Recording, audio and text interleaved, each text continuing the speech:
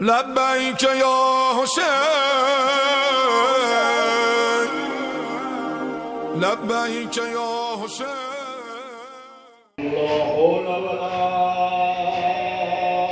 قوة إلا بالله العلي العظيم أعوذ بالله السميع العليم من الشيطان اللعين الرجيم بسم الله الرحمن الرحيم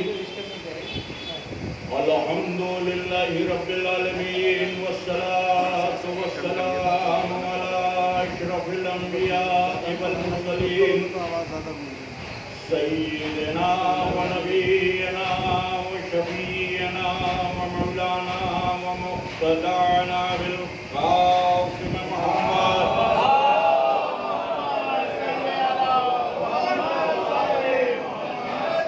وآله الطيبين الطاهرين المعصومين الغر الميامين ولعنة الله على أعدائهم ومنكري فضائلهم ومصائبهم وغاصبي حقوقهم أجمعين من ليلنا هذه إلى قيام يوم الدين بسم الله الرحمن الرحيم رب اشرح لي صدري ويسر لي أمري واحلل عقدة من لساني يفقهوا قولي أما بعد فقد قال رسول الله صلى الله عليه وآله وسلم إني تارك فيكم الثقلين كتاب الله وعترتي أهل بيتي صلوات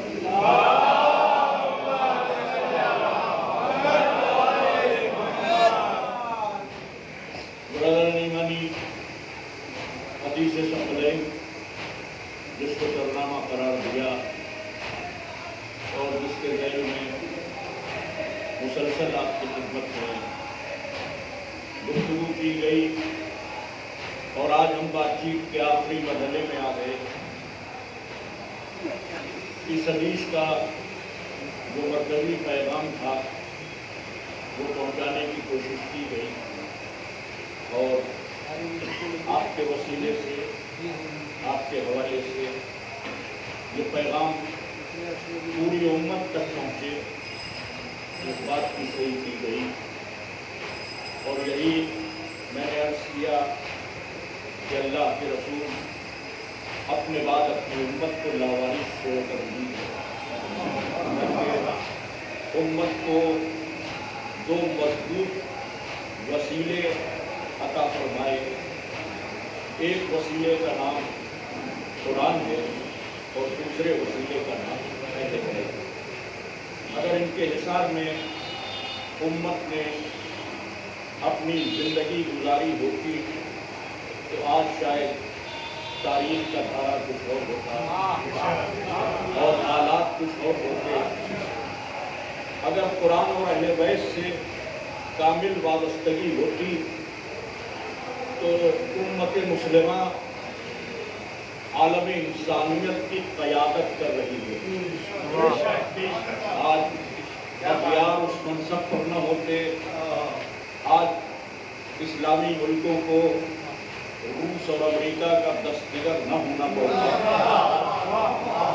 اسلامی ممالک یورپین طاقتوں کے آگے سرنگو ہیں تو صرف اس لیے کہ اللہ کے رسول کے بتائے ہوئے راستے سے ہٹ گئے. جو اللہ کے رسول نے راستہ طے کیا تھا دنیا سے جاتے جاتے میدان غدیر میں بعنوان وصیت یہ بات فرمائی کہ صبح قیامت تک گمراہ نہیں ہوگے اگر اللہ کی کتاب اور میری طرف سے وابستہ رہے. شرط لگا دی کہ اللہ کی کتاب اور میری طرف سے وابستہ رہے تو صبح قیامت تک گمراہ نہیں ہوگے. یہ دونوں کبھی الگ نہیں ہوں گے. یہ دونوں حوض کوثر پر مجھ سے آ کر مل جائیں گے. یہ اعلان حضور نے کیا امت نے وقتی طور پر تسلیم بھی کیا لیکن باغیانہ تیور اسی وقت سے نظر آنے لگے. بات کو جب پیغمبر نے ضبط تحریر میں لانا چاہا اور اپنی زندگی کے آخری دن میں امت سے کہا کہ مجھے کاغذ دو، قلم دو، تاکہ ایک ایسا نوشتہ لکھ دوں کہ صبح قیامت تک گمراہ نہ ہو، وہیں سے یہ بات اٹھی کہ ہمارے لیے اللہ کی کتاب کافی ہے۔ یہ جو غلط فکر حضور پیغمبر کچھ لوگوں نے جسارت کرتے ہوئے پیش کی، اسی غلط فکر کا انجام ہے کہ آج کتاب ہوتے ہوئے بھی لاوارثی کی زندگی ہے۔ کتاب تو ہے مگر لاوارث ہے، اس لیے کہ کتاب سے رشتہ ہے، معلم کتاب سے رشتہ ہے۔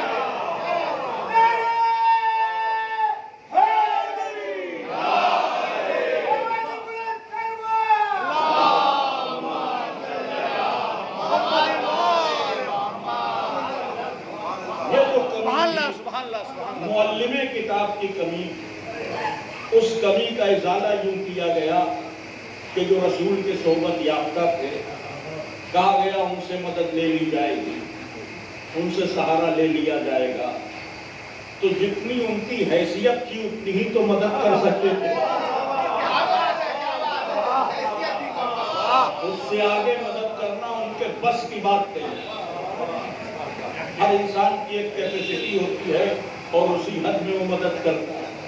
کسی بچے کو بخار ہے تو میں نے کہا کالپول دے دیجیے، بس اس حد تک، اور کچھ پرابلم پیدا ہو گئی اب پھر ہم سے دوا پوچھی جائے تو یا تو ہم مرض بگاڑ دیں گے یا ہم زندگی کا سودا کر لیں گے۔ ہم نے کہا آپ ڈاکٹر کے پاس جائیے، ڈاکٹر آپ کو بتائے گا کہ کیا دوا کیسے استعمال کرنا۔ تو صحابہ وہ ہیں کہ جو بخار کی دوا کی حد تک ہیں۔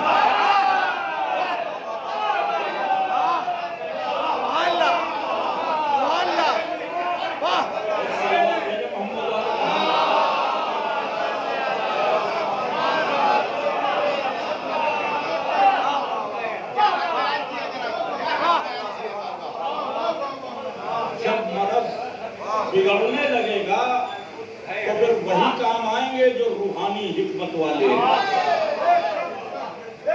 جن کو اللہ نے معین کیا ہے۔ غلطی یہ ہو گئی کہ محلے کے دوا بیچنے والے سے امت نے ان کے معاملے میں دوا حاصل کرنا چاہیے، نتیجہ یہ ہوا کہ جو جراثیم اور جو کفر کے مرض تھے وہ پنپتے چلے، خاتمہ نہیں۔ اور یہی وجہ ہے کہ آپ کو صحابہ میں بھی ایسے لوگ مل جائیں گے کہ جنہوں نے دین کو فالو نہیں کیا، دین کو چھوڑ دیا۔ میں دو صحابہ کا اس منزل پہ ذکر کرنا چاہوں گا کہ جو نبی کے صحابی، اور اسی سے امت یہ اندازہ لگا لے کہ صحابیت ہدایت نہیں دیتی۔ جھوٹی ہے وہ حدیث کے جس میں یہ کہا گیا کہ سبھی صحابی ستاروں کی مانند ہے، کسی کے پیچھے چلو ہدایت مل جائے۔ نبی کے صحابی ہیں عبید اللہ ابن جہش، انہوں نے اسلام قبول کیا، حبشہ ہجرت کی۔ اسلام قبول کرنے کے بعد جب حبشہ ہجرت فرمائی تو وہاں جا کر عیسائی ہو گئے۔ جب اسلام قبول کیا تو تب صحابی تھے کہ نہیں؟ جب ہجرت کی تب صحابی تھے کہ نہیں؟ ان کی زوجہ حضرت ام حبیبہ، اس پہ بھی زور ڈالا کہ تم بھی عیسائی ہو جاؤ، وہ کہا نہیں، ہم ایمان کے راستے سے نہیں ہیں۔ تو اس کا مطلب یہ کہ صحابی کبھی کبھی ایمان کے معاملے میں ایک عورت سے بھی کمزور ہو سکتا ہے۔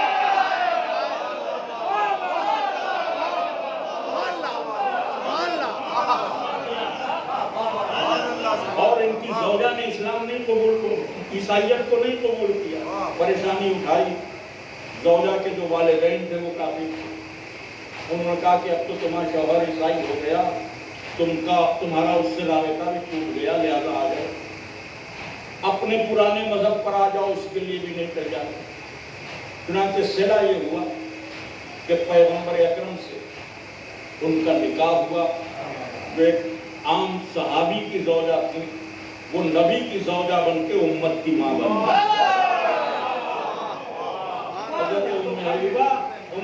نمونہ بن گئی. تو معلوم یہ ہوا کہ جب کوئی اللہ کی راہ میں قربانی پیش کرتا ہے تو یہاں بھی صلہ ملتا ہے، وہاں بھی صلہ ملتا ہے. اب وہ صحابی بھی تھے، نبی کے ساتھی بھی تھے، مکے کے رہنے والے بھی تھے، مگر عیسائی ہو گئے. یہ تو چلیے ابتدائی دور کی بات، حبشہ کی ہجرت کے بعد کی بات. ایسے بھی صحابی ہیں کہ جنہوں نے پوری زندگی اسلام پہ گزاری. ایک نام ہے تاریخ میں ربیہ ابن امیہ ابن قلب. یہ نام ہے ربیہ ابن امیہ ابن قلب ہے. یہ اسلام لائے، رسول کے ہاتھ پر بیعت کی، مسلمان ہوئے، رسول کی پوری زندگی مسلمان ہوئے. رسول اس دنیا سے چلے گئے، پہلی خلافت کا دور آیا، اس میں بھی مسلمان گئے. دوسری خلافت کے دور میں ان کو دوسرے خلیفہ نے کوڑے مارے، غلطی پہ مارے. شراب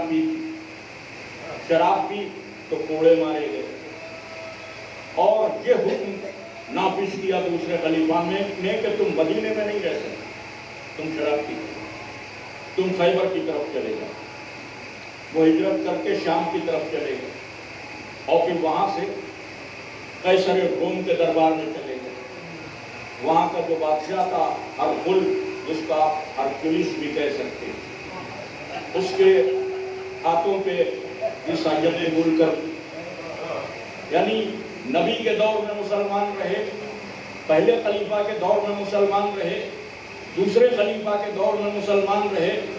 شراب پینے پر سزا ملی اور سزا پانے کے بعد جب شہر بدر کیے گئے تو جا کر عیسائی ہو گئے. سارے مسلمانوں سے سوال ہے کہ نبی کے دور میں یہ صحابی تھے کہ نہیں؟ پہلی خلافت میں یہ صحابی تھے کہ نہیں؟ شراب پی لی مگر صحابی تو کہلائیں گے.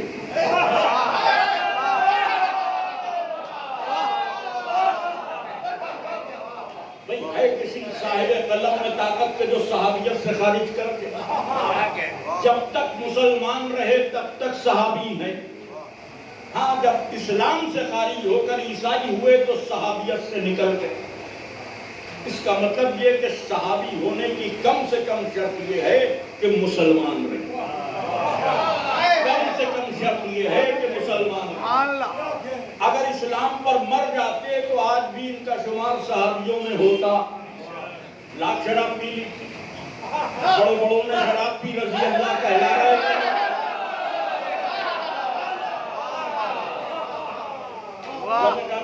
عیسائی ہو گئے، اس لیے مجبوراً ان کا نام فہرست صحابیت سے نکالا گیا کہ یہ مسلمان نہیں. تو یہ بات مسلمانوں کے سامنے بالکل طے شدہ ہے ان کے عقیدے کے مطابق کہ جس نے رسول کی زیارت کی اور مسلمان مر گیا، رسول کے دور میں وہ صحابی. لیکن جب عیسائی ہو گیا تو ان کا نہیں، اب تو صحابی نہیں، ماننا پڑا کہ اب صحابی نہیں. کس بنیاد پر صحابی تھا؟ بھئی مسلمان تھا، رسول کی زیارت کی، صحابی ہو گیا. تو صحابی ہو گیا، مومن ہوا کہ نہیں؟ صحابی ہونا اور بات ہے، مومن ہونا اور بات ہے. اب ہم صحیح مسلم کی ایک حدیث پیش کریں. سیاہ سکہ میں دوسرے درجے کی کتاب ہے صحیح مسلم. امام مسلم نے ایک حدیث لکھی صحیح مسلم میں کہ یا علی تم کو نہیں دوست رکھے گا مگر مومن، اور نہیں دشمن رکھے گا مگر منافق. تو جیسے اسلام کے حصار میں رہنا ضروری ہے مسلمان ہونے کے لیے، ویسے ہی عشق علی کے سائے میں رہنا ضروری ہے مومن ہونے کے لیے.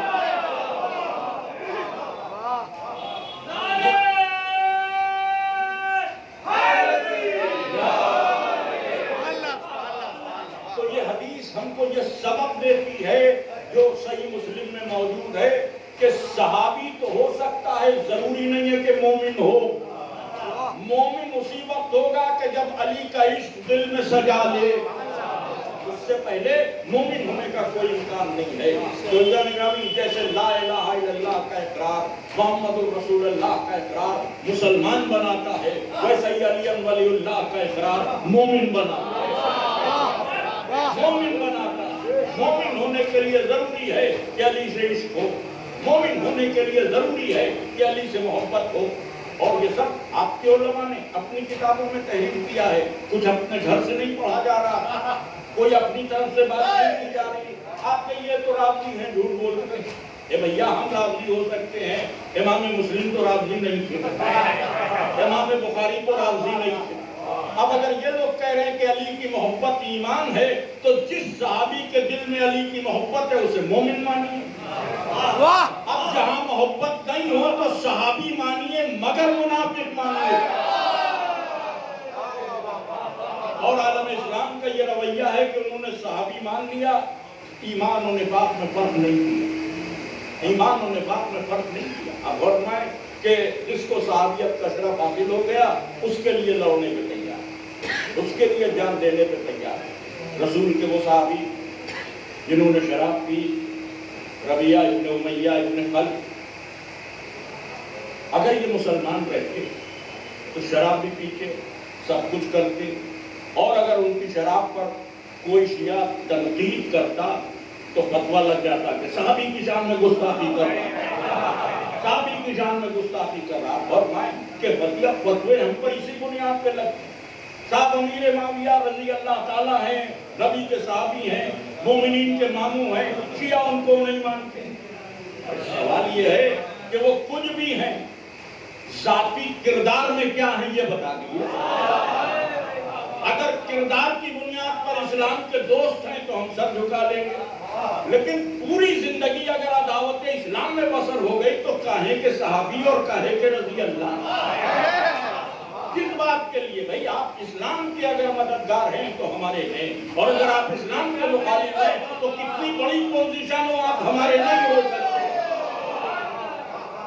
تو یہ جو امت تھی اس نے صحابیت کو اپنے اوپر مسلط کر دین سے اپنے آپ کو ہٹا لیا، صراط مستقیم سے اپنے آپ کو ہٹا لیا، جبکہ صحابیت اور چیز۔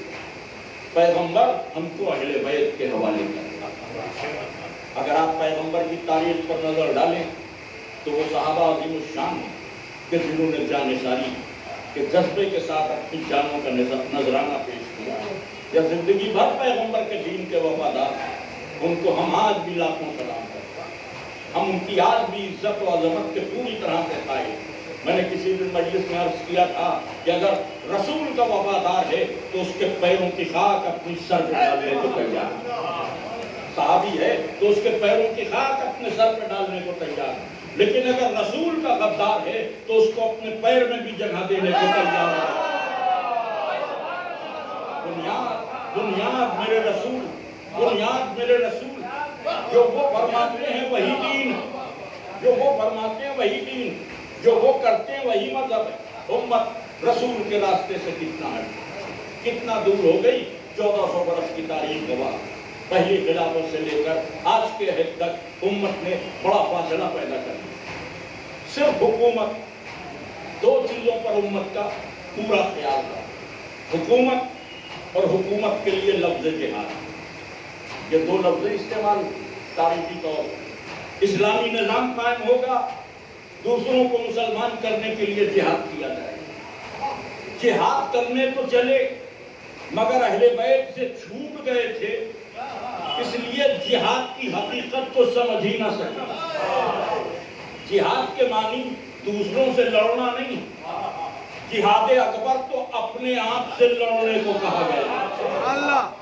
جہاد جنگ و جدل کا نام نہیں ہے، جہاد انسانی سماج کی خرابیوں کو دور کرنے کا نام ہے۔ سماج کی خرابیاں دور کیجئے تو یہ جہاد اصغر ہے، خود اپنی کمیوں سے لڑیے تو یہ جہاد اکبر ہے۔ پیغمبر نے جتنے جہاد فرمائے ہیں وہ جہاد اصغر ہے، اور یہ اعلان کر دیا کہ اپنے آپ سے لڑو، یہ جہاد اکبر۔ یہی اعلان کرتے ہوئے خیبر کے لیے نکلے، یہی اعلان کرتے ہوئے خیبر کے لیے نکلے۔ عام طور پر یہ سمجھا جاتا ہے کہ پیغمبر اٹیک کرنے گئے خیبر۔ یہ پہلا موقع ہے کہ جب پیغمبر کسی دوسرے کے علاقے میں جائے۔ اس سے پہلے مشرک آتے تھے۔ خیبر میں اس لیے جانا پڑا کہ خیبر کے یہودیوں نے مدینے کے منافقوں کے ساتھ مل کر مسلسل سازشیں کی۔ اب اس سازش کا تدارک ضروری ہے۔ تو پیغمبر خیبر کے لیے نکلے. جب نکلے تو اعلان فرمایا کہ 40 دن میں خیبر فتح ہوگا. یہ اعلان کر کے نکلے کہ 40 دن میں خیبر فتح ہوگا. جب پیغمبر نے یہ اعلان کیا کہ 40 دن میں خیبر فتح ہوگا تو قرآن میں آیت آئی کہ اے اللہ کے رسول آپ پڑھیے یہودیوں کے ہاتھ بندھے ہوئے. ادھر سے بھی تائید ہو گئی کہ خیبر فتح ہوگا, ادھر سے اناؤنسمنٹ ہو گیا کہ 40 دن میں فتح ہوگا. 40 دن کی بات ہر تاریخ میں ہے کہ پیغمبر نے یہ اعلان کیا کہ 40 دن میں خیبر فتح ہوگا.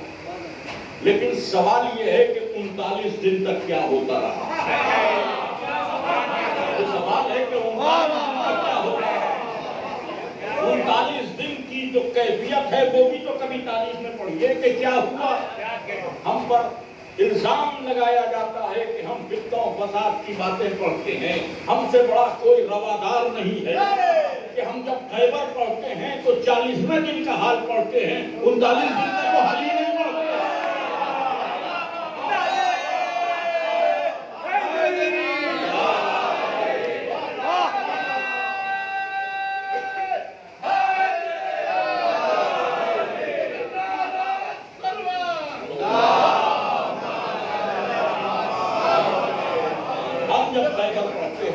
بس 40ویں دن کی بات کرتے ہیں. 40 دن میں پیغمبر نے کہا کہ خیبر فتح ہو جائے گا. اب اس اعتبار سے خیبر کی لڑائی بہت اہم تھی کہ 40ویں دن یا تو خیبر فتح ہو یا اسلام کا 40واں ہو جائے. اگر 41ویں دن خیبر فتح بھی ہو جائے تو بات ختم ہو گئی. یہودی ہار کے بھی جیت جائیں گے یہ کہتے ہوئے کہ ان کے رسول نے غلط خبر دی تھی. 40 دن میں تو نہیں جیت پائے, 41ویں دن جیتے, 42ویں دن جیتے. تو خیبر میں صرف مرحب کا خط نہیں تھا, رسول کے وعدے کی صداقت کو زندگی دینا تھا. اس زاویے سے بھی خیبر دیکھیے کہ خالی مرحب کو ختم کرنا کارنامہ نہیں ہے, رسول کے وعدے کی لاج رکھ لینا علی کا کارنامہ. وہ وعدہ جو پیغمبر نے کیا 40 دن کا, اس کی لاج رکھ لینا یہ میرے مولا کا کارنامہ. 40 دن 39 دن گزر گئے. صورتحال آپ کے سامنے ہے کہ سپاہی آ کر کہتے تھے کہ ہم کیسے رکتے. سردار آ گئے. سردار یہ کہتے تھے کہ صاحب لشکر بھاگ گیا, ہم کیا کرتے ہیں. تو کسی بزرگ ذاکر نے بہت اچھی بات کہی, نہیں کسی بزرگ ذاکر نے, غالباً خطیب الامام نے بہت بہتر بات کہی, طاہر ولی صاحب حضور نے, کہ بھئی دیکھا یہ جائے کہ کون غلط تھا, سردار کے فوج تو رسول کو دیکھیے, اگر فوج بدل دیں تو سردار صحیح تھا, سردار بدل دیں تو فوج صحیح تھا. اللہ نے نبارہ 39 دن اسی کشمکش میں گزر گئے. اور اس کے بعد جب 39واں دن ختم ہو گیا تو شب کو یہ ہارا ہوا لشکر آیا. اللہ کے رسول آج بھی قلعہ قموس فتح نہ ہوئے. خیبر کے اطراف میں چھوٹے موٹے علاقے فتح ہو گئے تھے, لیکن جو مرحب کا پائے-تخت تھا اس کا نام قلعہ قموس, جسے ہم لوگ قلعہ خیبر کہتے ہیں, اصل میں اس کا نام قلعہ قموس. وہیں مرحب رہتا, کچھ نہیں کرتا, صرف زرہ پہن کے نکلتا تھا, کہتا تھا میں مرحب. بعد نام سن کے زٹپٹ, نہ آگے دیکھنے کی ضرورت نہ پیچھے دیکھنے کی ضرورت, تو بس اعلان کر دیتا تھا. اس کے نام کی وہ دہشت تھی کہ کوئی نہیں ٹکتا. اور 39ویں دن پیغمبر نے اعلان کیا. اس اعلان کی گونج ایسی ہے کہ کوئی کتاب ایسی نہیں جس میں وہ اعلان نہ ہو.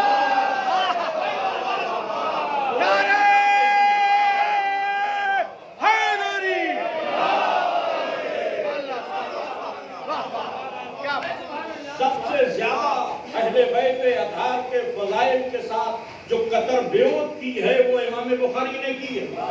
مگر ایسی گونج ہے کہ اعلان خیبر جو پیغمبر نے فرمایا اس کو بخاری کو بھی لکھنا پڑا. اور اعلان مشہور ہے, آپ سنتے رہتے ہیں کہ کل میں اس کو علم دوں گا جو کرار ہوگا, جو غیر برار ہوگا, جو مرد ہوگا. اللہ و رسول اس کو دوست رکھتے ہوں گے اور وہ بھی اللہ و رسول کو دوست رکھتا ہوگا. یہ کیسا اعلان تھا کہ کچھ لوگوں کے سینے میں کانٹا بن کر چپ گئے. دوسرے خلیفہ نے کہا اپنی خلافت کے وقت میں کہ مجھے کچھ نہ ملتا، کاش اس دن علم مل جائے. طبری نے اس روایت کو لکھا کہ دوسرے خلیفہ کہہ رہے تھے کہ مجھے کچھ نہ ملتا، کاش مجھے علم مل جائے. ہمیں تو خلیفہ کو تو علم کی حسرت ہے، تمہیں کون سی عداوت؟ سب برداشت ہے، علم ہی نہیں برداشت. یہ تو علم پانے کی حسرت میں آخری وقت تک جیتے رہے، تمہارا نکاح ٹوٹ جاتا ہے. کچھ نہ ملتا، کاش مجھے علم مل جاتا. یہ دوسرے خلیفہ کا اسٹیٹمنٹ. پہلے خلیفہ نے کہا کہ 70 سرخ اونٹوں سے بہتر تھا کہ خیبر کی شب مجھے علم مل جاتا. اور پھر سعد ابن ابی وقاص رسول کے ایک صحابی، معاویہ جب تخت حکومت پر بیٹھا تو وہ سعد ابن ابی وقاص سے ملنے کے لیے آیا. اس نے کہا کہ صاحب تم علی کو برا بھلا نہیں کہتے. اس نے کہا کہ تم علی کو برا بھلا نہیں کہتے، خود تو کہہ ہی رہا ہے. جو صحابی ہیں ان سے بھی چاہتا ہے کہ برا بھلا کہلوائیں. کوئی بہت اچھے آدمی نہیں تھے سعد ابن ابی وقاص. ان کے تعارف کے لیے یہی کافی ہے کہ عمر ابن سعد انہی کا بیٹا، تو ظاہر ہے کہ عمر ابن سعد کے باپ تھے. سعد ابن ابی وقاص سے کہا کہ علی کو برا نہیں کہتے. انہوں نے کہا میری زبان رک جاتی ہے. کہا کیوں رک جاتی ہے؟ کہا خیبر کی فضیلت یاد آ جاتی ہے. تو آپ ذرا اس زاویے سے دیکھیے کہ خیبر صدیوں تک مسلمانوں کے کانوں میں گونجتا رہا. کل میں اسے علم دوں گا، وہ کرار ہوگا، غیر کرار ہوگا. اب مورخین لکھتے ہیں کہ رات بھر صحابہ جاگتے رہے، رات بھر جاگتے رہے، اور صبح جب ہوئی تو حضور کے سامنے آ کر استادہ ہو گئے. تاریخ نے یہ بھی لکھا کہ بعض پنجوں کے بل کھڑے ہو گئے کہ ہمارا چہرہ دیکھ. بعض رسول کے شانے سے شانہ رگڑتے ہوئے جا رہے تھے کہ ہم کو دیکھ. تو پوچھا گیا اتنی بے چینی کیوں، وجہ کیا؟ ابن اسیر نے اس کی وجہ دی کہ صحابہ میں یہ بے چینی اس لیے تھی. اب یہ ابن اسیر لکھ رہے ہیں کہ صحابہ میں یہ بے چینی اس لیے تھی، علی کی آنکھیں اتنی دکھ رہی تھی کہ ایک قدم نہیں رکھ سکتے تھے. لہذا صحابہ مطمئن تھے کہ آج علی کے علاوہ کسی اور کو فضیلت ملے گی. لیکن صحابہ مطمئن تھے، اللہ کو علی ہی پر اطمینان تھا، اللہ کو علی ہی پر اطمینان تھا. اب صحابہ پریشان، سب سامنے کھڑے ہیں. یہیں پہ وہ معجز نما فکرے پیغمبر کی زبان سے نکلے کہ جو آج ہمیں ہر مشکل سے بچاتے. دیکھیے کیا کہا پیغمبر نے، سب کو دیکھا، آواز دی نادے علیاً مظہر لجائے. بہتر جانتے بچے ذرا اس فکرے کی عظمت کو سمجھ لیں کہ نادے علیاً، پکارو اس علی کو.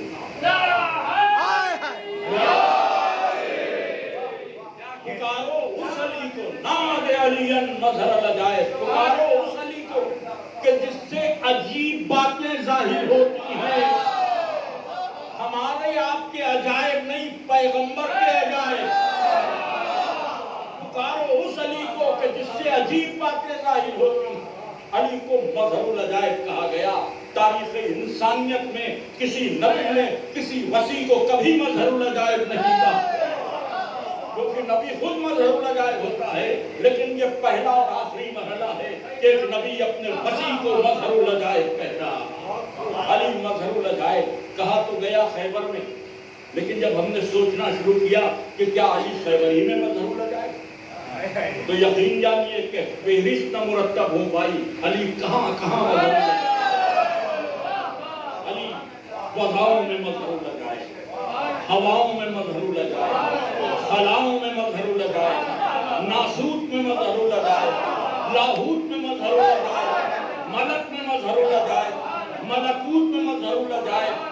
انسانوں میں مظہر لجائے، نبیوں میں مظہر لجائے، جنوں میں مظہر لجائے، ولیوں میں مظہر لجائے، انما کا شہنشاہ ہونے میں مظہر لجائے، حلقہ کا بادشاہ ہونے میں مظہر لجائے، القفا کا گواہ ہونے میں مظہر لجائے، کشتی نوح کو طوفان سے بچانے میں مظہر لجائے، نعرہ نمرود کو بجھانے میں مظہر لجائے، نور میں مظہر لجائے، جلوہ مہور میں مظہر لجائے، کہاں تک مظہریت کی فہرست جائے، زبان تھک جائے گی۔ نعرہ حیدری، سلوات بآواز بلند۔ واہ واہ واہ، ادراک غور و فکر سے قاصر ہے، مگر علی کہاں کہاں مظہر لجائے ہیں، فہرست نہیں بن سکتی۔ ہم کیا فرشتے بھی فہرست بنائیں اور لوح و قلم کے ذریعے بنائیں، تب بھی ناممکن ہے، تب بھی ناممکن ہے۔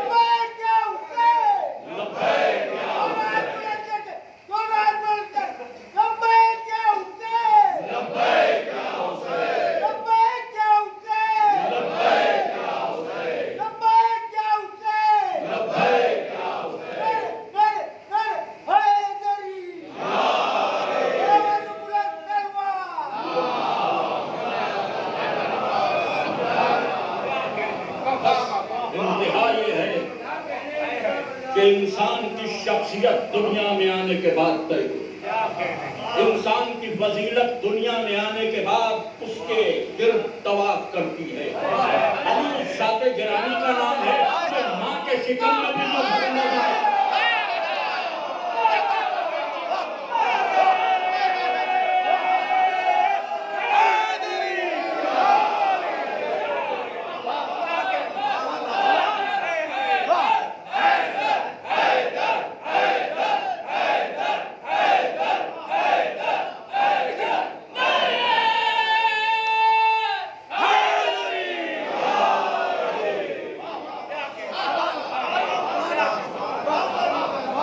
نعمت اللہ جزائری صاحب انوار نعمانیہ تحریر کرتے ہیں، ان کے حوالے سے میں واقعہ پیش کر رہا ہوں۔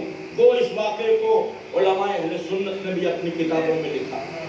حضرت علی کا لقب کیا ہے؟ کرم اللہ وجہہ۔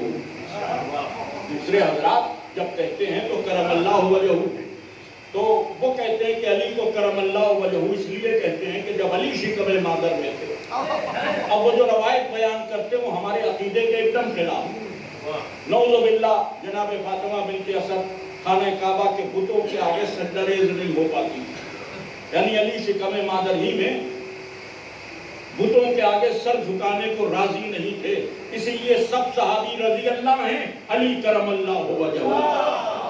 ایک بے بنیاد بات، اس لیے کہ خانہ کعبہ میں علی کا آنا یہ فاطمہ بنت اسد کی طہارت کا کرشمہ ہے۔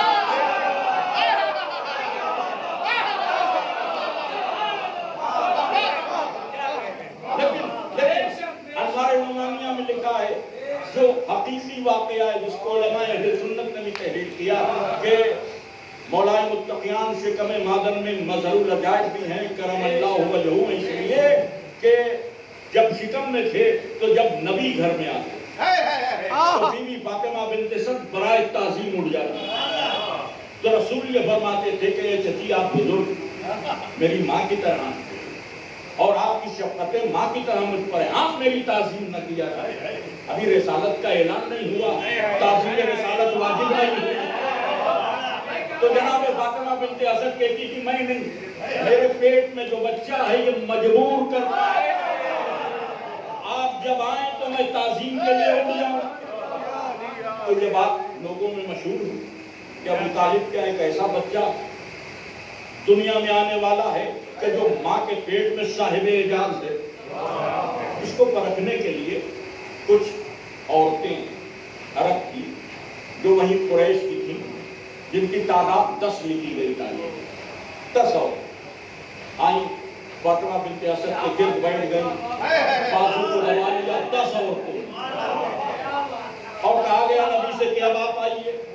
اب جو حضور آئے تو یقین जानिए तारीख मिलेगा कि कोई आगे गिर पड़े, कोई पीछे गिर गई, कोई दाईं तरफ, कोई बाईं तरफ। जनाब फातिमा बिन्ते असद ताज़ीम के लिए उठ गई।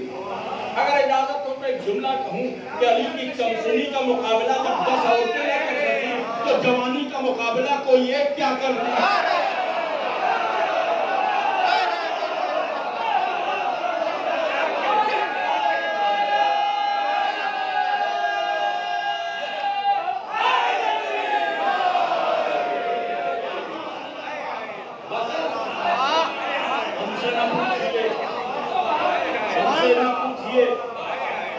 मुसलसल मैंने असहाब का तस्करा किया, हालांकि मिंबर हक तो सिर्फ अली का है।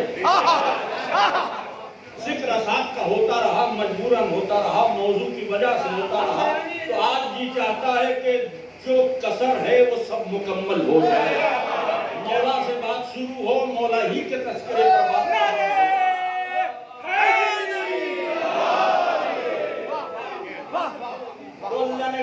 मुझसे न पूछिए रजब पूछते रवि शब्द से पूछिए कि जब आफ्ताब आलमताब शब्बाशी का लिबास पहना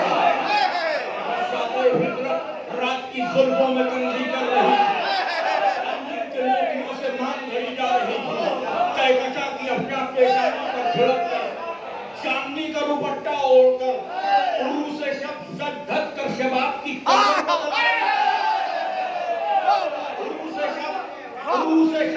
धड़कर शबाब की करवट बदल रही थी और इधर काबे की किस्मत बदल रही थी। तालिब के बैतुल शरफ से असद की दफ्तर निकली, असद किरदगार की मादर निकली, काबे के करीब आ गई, आवाज दी काबे के करीब आकर। दरवाजे के पास नहीं, दीवार के पास। दरवाजे से अगर आप चली जाए तो मुतासिब मुअर्रिख, मुनाफिक मुअर्रिख, जाहिल मुअर्रिख। फजीलत कौन सी है? काबे का दरवाजा खुला कर चली गई, फजीलत कौन सी? ये तो इत्तेफाकी बात है कि अली काबे में पैदा हो गए। अली के हर दुश्मन को अली के हर मसले में इत्तेफाक दिखाई देता। आखिरी आदमी तक तवज्जो, जुमला हदिया करने जा रहा हूं। इत्तेफाक इसलिए दिखाई देता है कि अली का हर दुश्मन इत्तेफाक की औलाद है।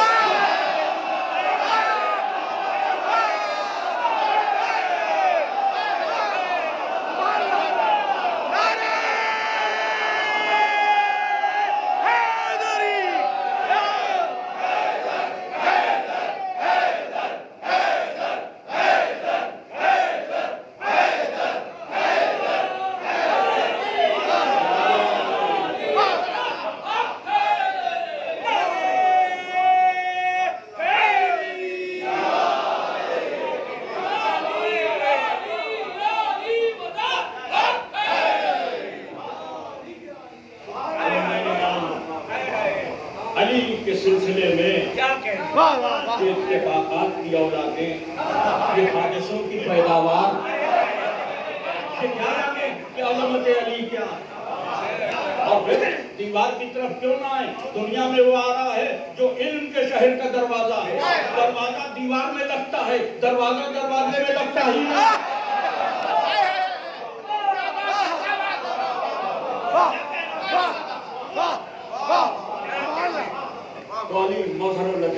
नबी ने आवाज की, नादे अलियन मज़हर लजाए। तो असहाब में से किसी ने कहा कि उनकी आंखों में दर्द, आशोब चश्म में मुड़ते, क्या बुलाओ? तो ऐसा आशोब चश्म था कि तन्हा नहीं आए। अबू ज़र और सलमान कांधों को पकड़ कर कुल्ले ईमान मदारिजुल ईमान अबू ज़र और सलमान आशोब चश्म में मुब्तला। नबी ने सामू पे सर रखा, लुआब तहने रसालत आंखों की जीनत बना। हक का सिपाही पासबान नबी हिमायत हक के लिए तैयार। अब काफिला चला। आज न ये फिक्र कि ये जा रहे हैं कि नहीं, वो जा रहे हैं कि नहीं, अली अलम लेकर चले। अब जब अली अलम लेकर चले तो मंजर खींचा मुर्रिखीन ने। وہ مورخین جو روحانیت سے وابستہ، طبری اور ابن اسیر میں یہ منظر نہ ملے گا، یہ منظر علامہ مجلسی کیا ملے گا، یہ منظر نعمت اللہ جزائری کیا ملے گا۔ منظر کھینچا کہ جب علی چلے تو آگے آگے جبرائیل تھے دست ادب چھوڑے، دائیں جانب میکائیل تھے قیامت کا منظر لیے ہوئے، بائیں جانب اسرافیل تھے، پیچھے پیچھے نبی کی دعائیں تھی، پیچھے پیچھے نبی کی دعائیں تھی۔ قلعہ خیبر کے قریب پہنچے اور پتھر نے علم کو نصب کیا، پتھر نے علم کو نصب کیا ہے، یہ بھی معجزہ خیبر۔ چونکہ مظہر العجائب کہا تو اب عجوبے دکھانا واجب ہے۔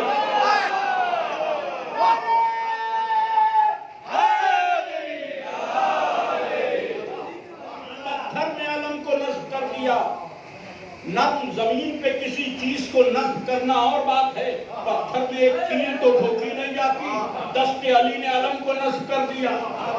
اور اگر دوسرے لوگ سے سنے تو جملہ بدل کے یہ بھی کہا جا سکتا ہے کہ پتھر کے دل میں علم کے لیے جگہ ہے۔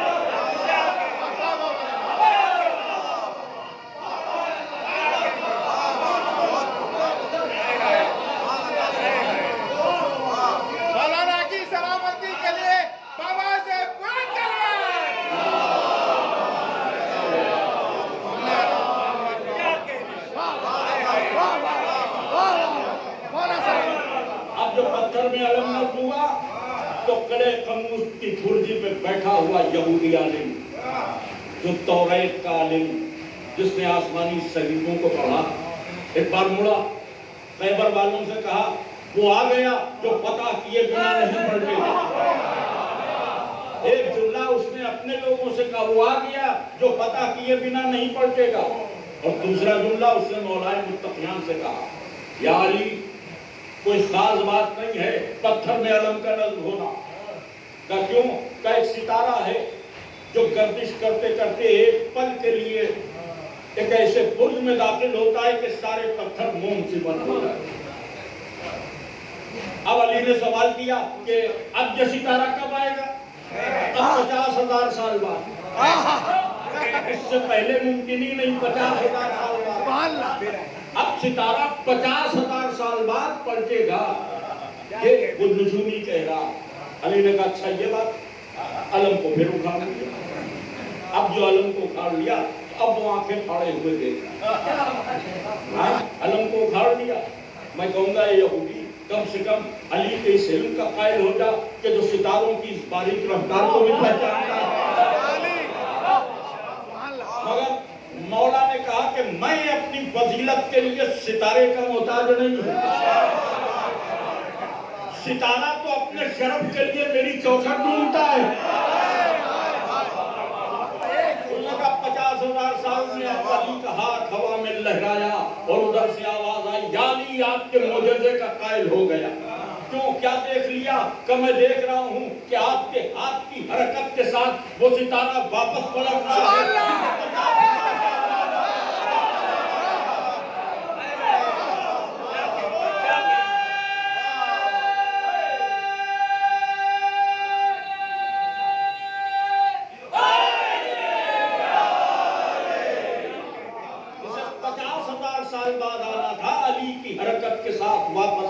مدار کی طرف آ رہا تھا، تو جب اس نے یہ اعتراف کر لیا تو مولا نے پتھر کو پھر علم میں نصب۔ آپ اور میں کہ ستارہ واپس آ گیا۔ دو ہی باتیں ہیں، جب اب علم کا کمال ہے یا علی کا کمال ہے۔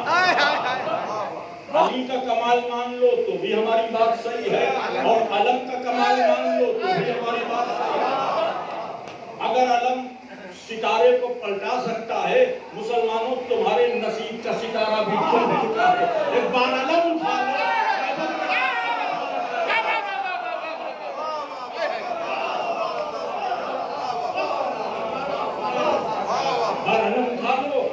تمہارے بھی نصیب کا ڈوبا ہوا ستارہ لوٹ آیا۔ اب علم جب پتھر پہ نظر ہو گیا تو حارث آیا پہلے لوگ، ایک لمحے میں واصل جہنم ہوا۔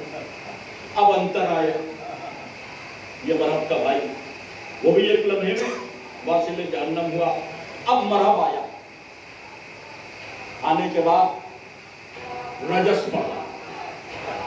مورخین نے لکھا کہ سرا پہ سرا پہن کے آیا، خود پہ خود پہن کے آیا، دو دو چار آئینے لگائے، ہر جنگی سامان دوہرا، ایک سرا کافی ہوتی مگر ڈبل سرا پہن، ایک خود سر پہ رکھا جاتا ہے، دوہرا خود۔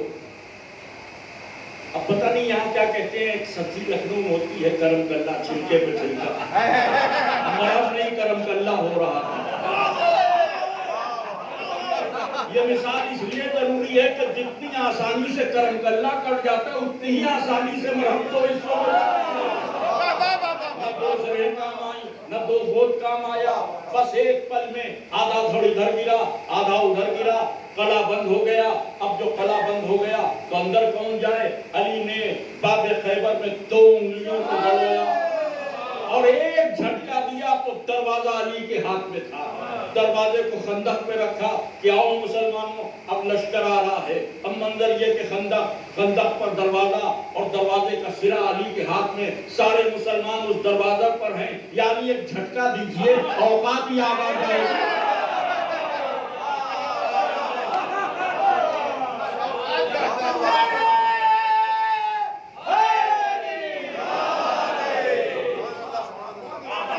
لکھنؤ میں ایک مولانا گزرے ہیں عبد الشکور، جنہوں نے لکھنؤ میں شیعہ سنی جھگڑے کی بنیاد ہے۔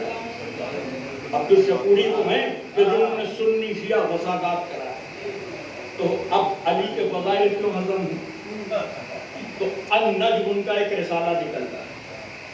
اس زمانے میں سن 39 میں تبرہ ایجوکیشن ہوا ہے، اس کے بعد النجم نکلتا تھا، تو انہوں نے لکھا کہ خیبر اس لیے فتح ہو گیا۔ اب دیکھیے مطلب کہاں سے زہر نکلتا ہے۔ خیبر اس لیے فتح ہو گیا کہ علی کے ہاتھ میں جو علم تھا اس میں بی بی عائشہ کی چادر بن گئی۔ جی چادر کا معجزہ تو بزرگ خطیب گزرے ہیں ابن حسن نونہروی صاحب، انہوں نے بڑے مزے سے کہا اس کا جواب النجم کی اس تحریر کا، ممبر پہ بیٹھ کے کہا بھئی دیکھیے مجھے تو انگریزی آتی نہیں، یوں کہتے تھے کہ مجھے تو انگریزی آتی نہیں ہے، بس ایک بات سمجھ میں آتی ہے کہ چادر میں اتنا دم، تو جب چادر والی کے بادر گئے تھے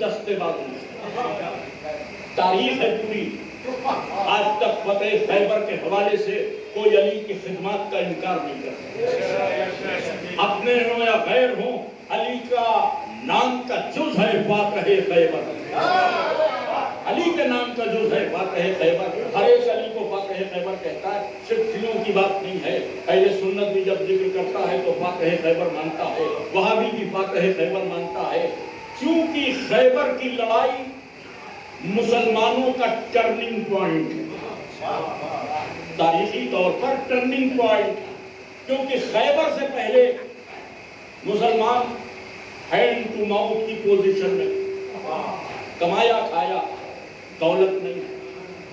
اب تاریخ پڑھ رہا خود عائشہ بنت ابو بکر کا بیان ہے کہ خیبر سے پہلے کبھی ایسا نہیں ہوا کہ ہم نے پیٹ بھر کے کھجوریں کھائی، کھجور نہیں ملتی تھی پیٹ بھر کے، وہ مفلسی تھی، وہ مخلوق الحالی تھی، وہ غربت تھی۔ خیبر فتح ہو گیا تو دولت ملی۔ سب سے زیادہ پیغمبر کو جنگوں میں، جن جنگوں میں مال غنیمت نصیب ہوئی اس میں جنگ خیبر اول نمبر پر، اتنی غنیمت کہ ایک سپاہی کو سونا جو دیا گیا غنیمت کا تو تول کر دیا گیا، تول کر دیا گیا۔ بھئی سونا قیمتی چیز ہے، آج بھی شیشے میں ترازو رہتا ہے سونا جس پہ تولا جاتا ہے، ہوا کا جھونکا بھی اگر کسی پلے کو جھکا دے تو ہزاروں روپے کا نقصان. وہاں نبی نے تول کر سونا دیا. اب دولت آ گئی مسلمانوں میں. یہ جو دولت کی ریل پیل ہوئی یہ خیبر کے بعد. یہ جو بڑی بڑی شخصیتیں دولت مند ہو گئی, غنی ناموں کا جز بن گیا. وہ تو غنی ہے, غنی جو ناموں کا جز بنا, خیبر سے پہلے کوئی غنی نہیں تھا. ہاں, خیبر سے پہلے اب میں کیا کہوں, بھکاری تھے. تمام صحابہ کے لیے یہ لفظ نہیں استعمال کر سکتا, صرف انہی کے لیے جو علی کے مد مقابل لانے کی کوشش کرتے ہیں کہ بھکاری تھے, بھک منگے تھے. اب خیبر کے بعد چاہے جتنے بڑے غنی بن جائیں, سب کا غنی ہونا صدقہ ہے علی کی ذوالفقار کے اعتبار سے.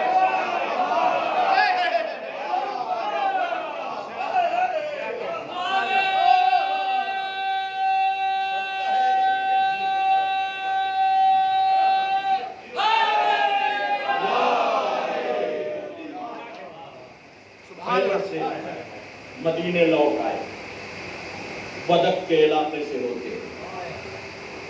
مدینے اور خیبر کے بیچ بدک تھا. بدک کے یہودی بھی سرنڈر ہو. اسی سال میں باب بدک پر پوری تفصیل سے گفتگو کر چکا ہوں, وہ گفتگو نہیں کر پایا. پھر مدینے آ گئے. مدینے آ گئے تو مورخ نے لکھا کہ مدینے والوں کے بچے نئے کپڑے پہنے, ہر گھر سے خوشبو آ رہی ہے, اچھے کھانے پک رہے ہیں. خیبر فتح ہوا اور مخلوق الحال مسلمان دولت مند ہوا, سب مال لے کر آئے. تو ہر گھر میں تو کھانے پک رہے تھے, مگر سیدہ زہرا کے گھر میں آدمی کو آتا ہے. فتح خیبر کے تھے, علی گھر میں آئے, رسول کی بیٹی نے فتح خیبر کی مبارکباد دی.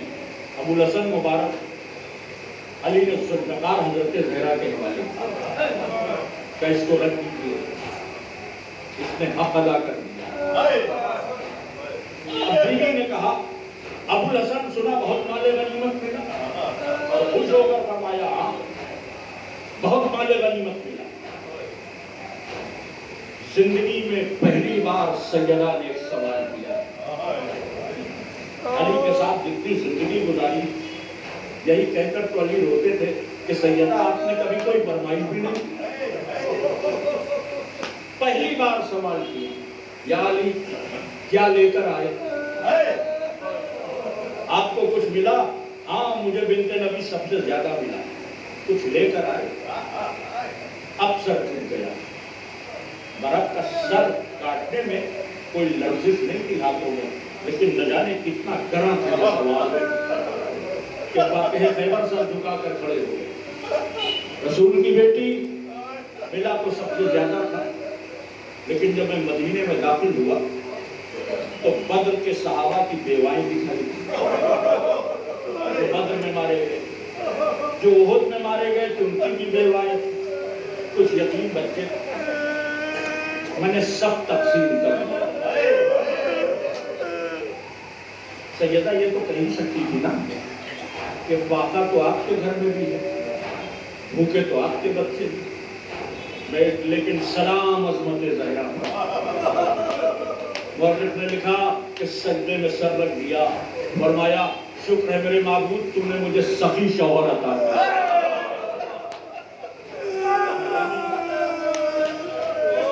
اپنے بچوں کو ماتھے میں رکھ کر اسلام کی خدمت جس نے کی وہ گھرانہ اہل بیت,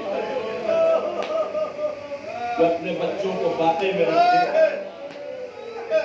تاکہ مسلمانوں کے بچوں کا پیٹ بھرے, کربلا میں اسی کے بچوں کو پیاسا رکھا. گفتگو تمام ہو گئی. علی نے کسی یتیم سے سابقہ ہوا تو اسے احساس یتیمی نہیں ہونے دیا. علی کے گھرانے کا یہ دستور, عام بچوں کو احساس یتیمی نہ ہو. روایت میں ہے کہ اکثر یتیم بچوں کے ساتھ علی جا کر کھیلتے. پاک نہیں ہے نا ان کا, اتنا خیال تھا جسے یتیموں کو. کربلا میں اسی علی کی پوتی یتیم ہوئی، حسین کی بیٹی یتیم ہوئی. ہائے کیا بدلہ دیا ہے، کیا سلوک کیا.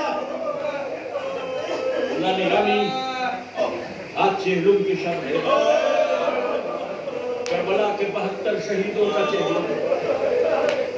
ہمارے کیا ایک انتقال ہو تو چہلم کا کتنا اہتمام ہوتا ہے. 72 شہید کر دیے گئے مگر 40ویں کا کوئی اہتمام نہیں. پہلا 40واں جب آیا تو بیویاں زندان شام میں آئی. راوی کہتا ہے کہ زندان کے اندھیرے سے ایک آواز آئی،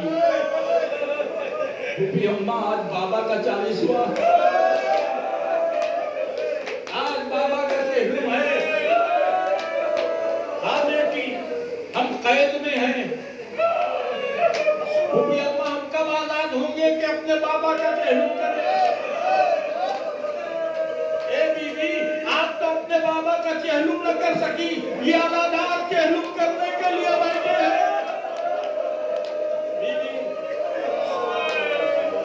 ان رونے والوں کے لیے دعا کیجیے، ان کی توفیقات میں اضافہ ہو.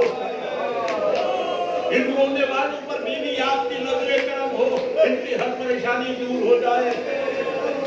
جو بیمار ہیں انہیں شفائی کامل عطا ہو جائے. جو دنیا کی کسی پریشانی میں ہے بی بی سکینہ کے صدقے میں ان کی پریشانیاں دور ہو جائیں. بہتے ہوئے آنسوؤں میں مانگی گئی دعا قبول ہوتی ہے. ان آنسوؤں میں جو مانگنا ہو مانگ لیجئے، کیونکہ اب میں حسین کی بیٹی کی قسمہ کرسی پر گفتگو کرنے لگا. مصیبت سکینہ اگر بیان کر سکا تو بیان کر پاؤں گا، اس لیے کہ اس بچی کی مصیبت معمولی نہیں. یہ بچی جب کربلا سے چلی تو بہت سے بچے ساتھ تھے، لیکن جب شام کی وادی میں پہنچی تو ساتھ آنے والا کوئی بچہ نہیں تھا. کربلا سے کوفے تک اونٹوں سے گر گر کے بچے شہید ہو گئے. شام کی وادی میں جب قافلہ داخل ہونے لگا تو صاحب دمتسہ کے بعد لکھتے ہیں کہ قافلے کو شام کے باہر ایک جگہ روک دیا گیا. دھوپ تھی، صحرا تھا، ظالموں نے تو خیمے لگائے مگر بیویاں دھوپ میں بیٹھی. ایک جگہ ایک جھاڑی تھی، صاحب دمتسہ کے بعد لکھتے ہیں کہ اس جھاڑی کے نیچے بیوی لیٹ گئی.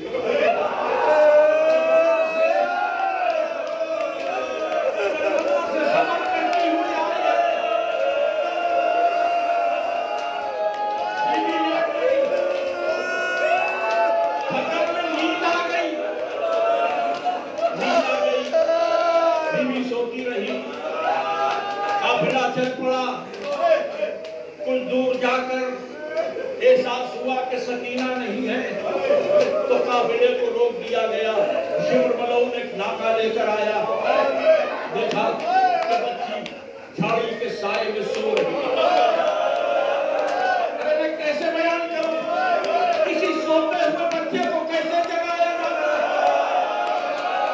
ایک مسافر کا بیان ہے کہ میں نے دیکھا کہ سوتی ہوئی بچی کے رخسار کے بچی ہے. ارے بچی نیند کروں نیند، میں نہ سوؤں گی.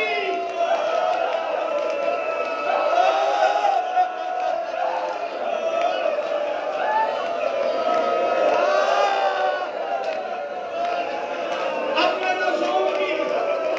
وہ مسافر کا بیان ہے کہ میں نے شمر سے اس بچی کو چھڑایا.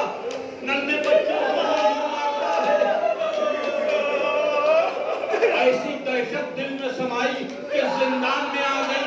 بیوی کو نیند نہیں آتی، راتوں کو نیند نہیں آتی. جب نیند نہیں آتی ہے تو اپنے بابا کو یاد کرتی ہے.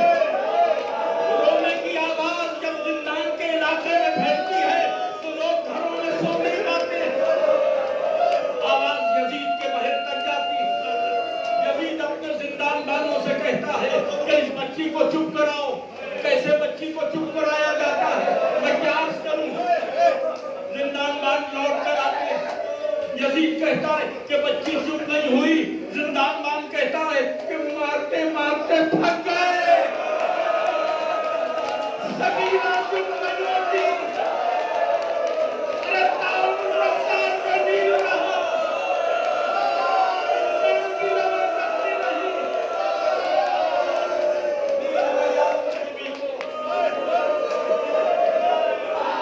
जिस रात 10वीं सफर सन 62 हिजरी की रात थी, यशरा तो बीबी सकीना ही के हवाले से है कि फिर 10वीं सफर को बीबी की शहादत है, 20वीं सफर का पहलू है। 10वीं सफर की रात थी, 10वीं सफर की रात बीबी सकीना को नींद नहीं आ रही थी। उम्मे रबाब ने अपनी गोदी में लिया, कैसे सुनाए। मीर अनीस ने 6 मिसरे कहे, अजब मिसरे हैं। मीर अनीस फरमाते हैं कि कहती थी माँ थपक के मेरी जान सो रहो, कहती थी माँ थपक के मेरी जान सो रहो।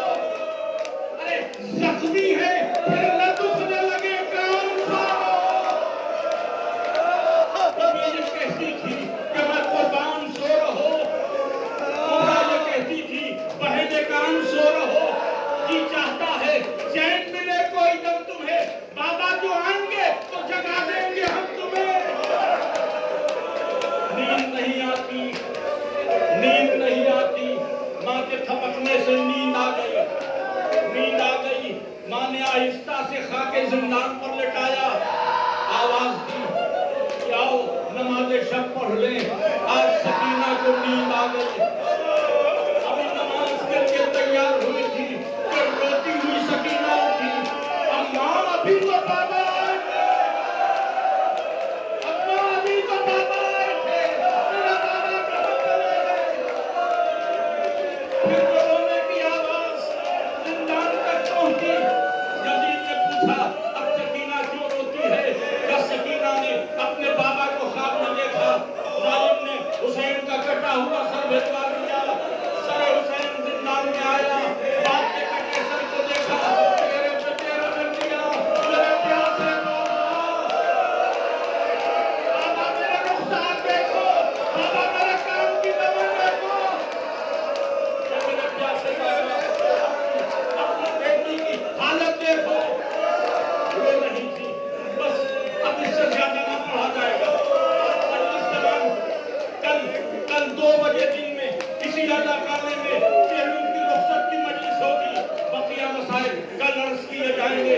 बस मजलिस यहीं पर तमाम हो रही है कि रोती रही, रोना सुस्तियों में बदल गया। कुछ देर तक सिसकती रही, सिसकियां में चुप हो गई। बीबी ज़ैनब समझी कि शायद बच्ची निढाल हो गई है, सर पे रख दिया, दिल पर हाथ रखा, इन्ना लिल्लाह है व इन्ना इलैहि राजिऊन।